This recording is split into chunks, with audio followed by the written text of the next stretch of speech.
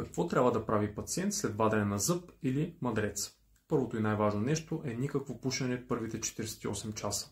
Без горещи храни и напитки. Всичко, което хапваме и пиваме, трябва да е студено или на стайна температура и не трябва да съдържа ситно нарязани подправки.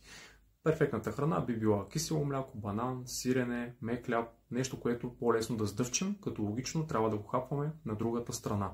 Кафета, чайове, супички, всичко трябва да е изтинало и да не се дига пара от него. Може да държим лед първите 2 дни на страната, на която ни е изваден зъба. След това леда вече не помага. Без тежки физически натоварвания, защото всяко такова може да провокира излишно кървене от раната. При силно прокървяване от раната, най-доброто, което можем да направим, е да захапем стерилни марлички за около 30 на минути. Използване на червен разтвор с хлорхексидин, без да жабуркаме, на страната, на която ни е изваден зъба, 30 на секунди до минута, 2 пъти на ден.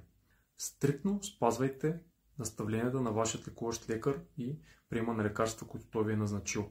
При възникване на ситуация никога не вземайте решение на ваша глава или да търсите в интернет какво трябва да направите или някой ваш приятел, на който някога някой е вадил зъб.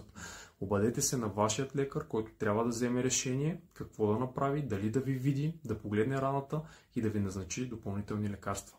Благодаря ви за вниманието. Аз съм доктор Стефанов.